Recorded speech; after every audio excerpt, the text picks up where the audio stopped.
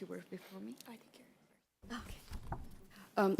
Good afternoon, committee members. My name is Krish Gundu. I'm the co-founder and executive director of Texas Jail Project. I also serve as a voting member on the Texas Commission on Jail Standards, Administrative and Rules Advisory Committee. We work as community navigators in the pretrial detention space. In the past 8 years, a majority of our casework has intersected with the public mental health and IDD services system. We often see the public safety impact of people not receiving timely and appropriate mental health care and IDD services in the community. We see a clear pattern of practice where it seems like we're waiting for a crime to be committed and a potential victim before even considering the appropriate level of care. We greatly appreciate the funding for community mental health grants and jail diversion programs, but we implore you to mandate robust metrics and outcomes reporting for this funding, especially for grant programs that are specifically meant for justice-involved populations. I heard a lot of conversation yesterday about how HHSC measures its successes.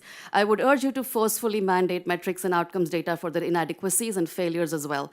Failures like Taylor, who died a needless and tragic death in pretrial detention. Failures like the horrific murder of the 28-year-old jailer a few weeks ago in Ellis County Jail at the hands of a man who had cycled through community mental health, jails, TDCJ, and back to community and still did not receive the appropriate level of care that he needed. A 2023 investigation by Houston Landing found that 46% of 114 individuals who died of unnatural causes in the custody of Houston area jails in a 10-year period had a documented serious mental health concern dating back to the 1980s.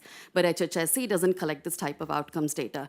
We work closely with sheriffs and jail administrators who constantly complain about the mental health crisis that's being pushed into their jails and the lack of support from their LMHAs and LIDAs and LBHAs.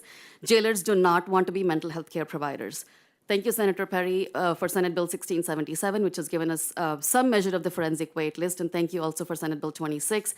We hope the LMHA audits will lead to meaningful front-end preventative solutions because we cannot afford to keep losing young, brilliant men like Taylor. Thank you for your time. Thank you for your testimony.